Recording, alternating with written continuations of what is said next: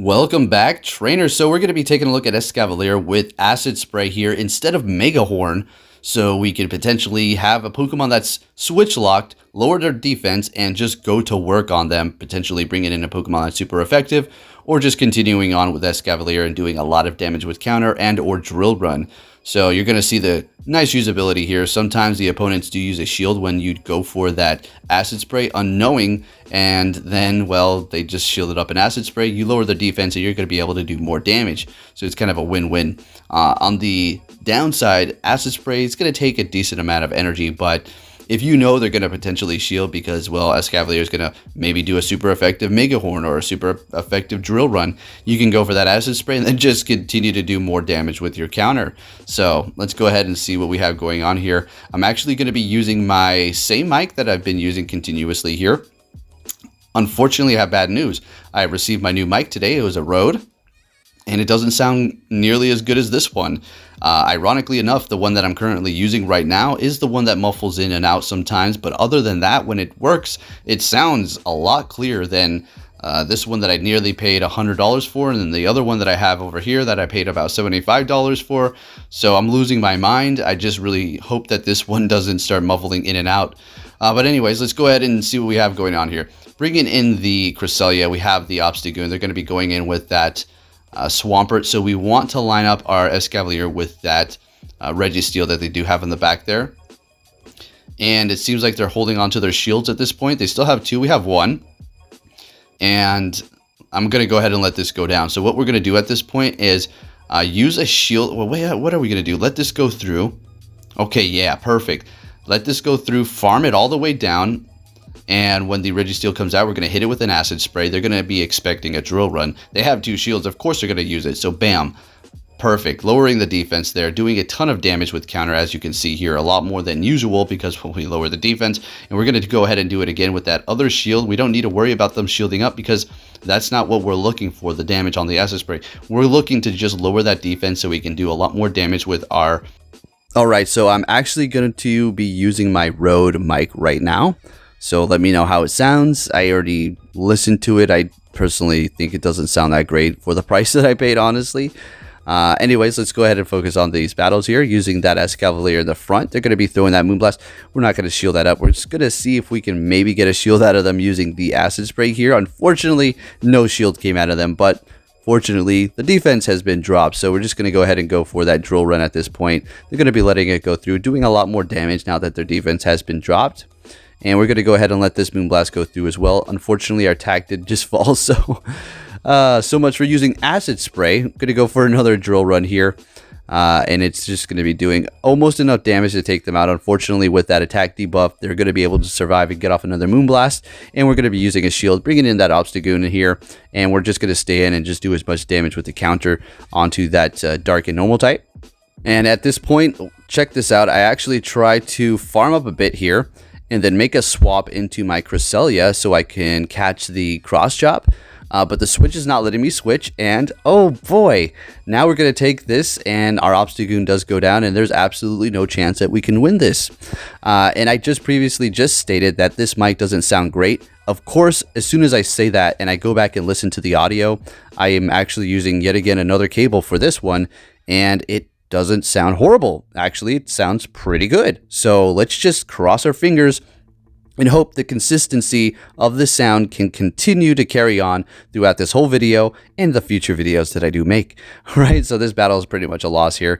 They're going to be bringing in that Swampert. We're going to go for Moonblast, I suppose. I mean, there's nothing we can do anymore. The Obstagoon is about to faint out here, and we're just going to, you know, lose. But hey, it is what it is. I feel like Escavalier with Acid Spray does have some good play, but you're definitely going to be wanting to run Mega Horn. But as you've seen in that situation in the beginning, that was just, you know, the perfect position for it to be in with Acid Spray. So here is another good matchup, honestly. It doesn't really matter, Acid Spray or Mega Horn, as long as you have Drill Run and obviously counter here. So they're going to switch, and this is another beautiful thing about Acid Spray. When they do make that swap, well, they're locked in and you can just lower that defense. We are actually using Togekiss, and look at how much Charm is doing to that Blastoise. That is insane. So Charm is, going to be doing a lot of damage already, but with that Acid Spray lowering the defense, it's just melting that Blastoise away, which is a pretty tanky Pokemon already. So they're going to go ahead and bring in that Registeel again. We're just going to go down. There's nothing that we can do, obviously. We have an Escavalier and a Swampert in the bag, so let's go ahead and take care of business with those. Bringing in the Swampert here. We're going to go ahead and let this go through. Probably going to be a Focus Blast. Oh yeah, doing a lot of damage. And we're going to be building up to that Earthquake. Going for a Hydro Cannon. We're trying to get a shield at him at this point. The reason why we wanted to build up a bunch of energy, I had a feeling there's going to be a Charizard in the back, and now this is not looking great. So we're going to throw the Acid Spray. It doesn't really matter at this point.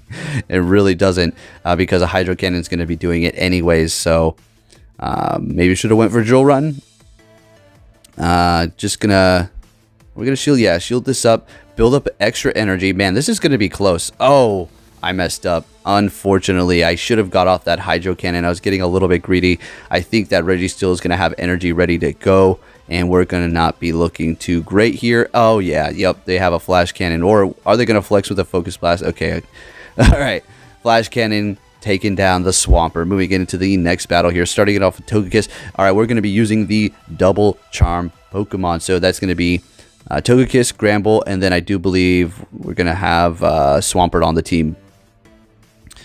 For any fire or steel types, so they can so the Swampert can take care of them, obviously, because Charm's not going to be very effective to fire or steel type.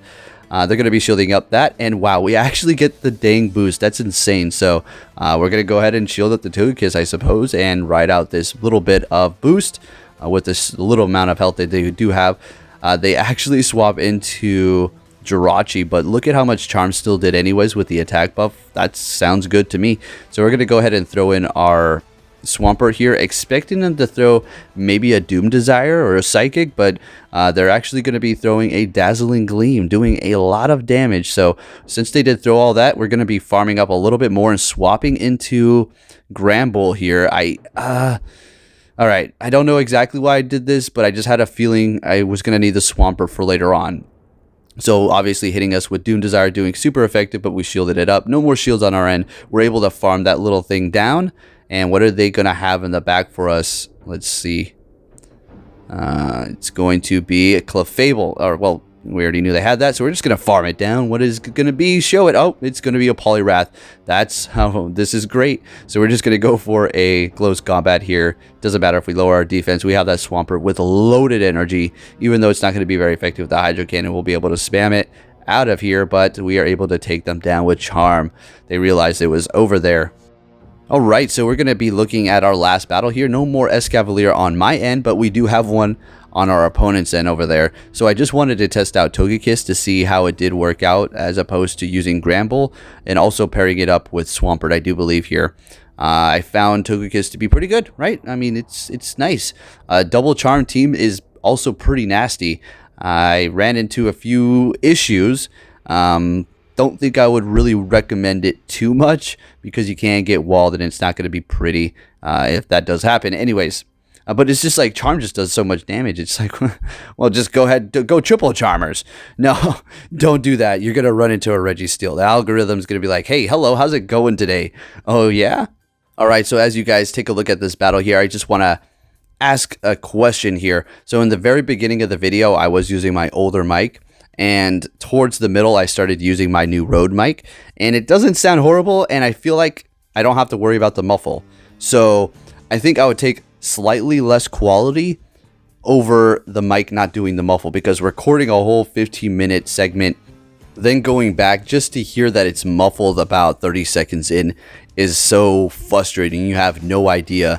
As a matter of fact, for this specific video here, funny enough, it's extremely short compared to the other ones that I do put out that are nearly 40 minutes or longer.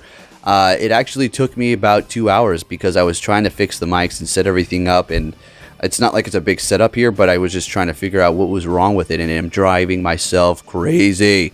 Anyways, thank you for watching, trainers. If you did enjoy this video, please give it a big thumbs up, and I have another special video tomorrow with another bug and steel type. Thanks for watching. I'll catch you all next time. Take care.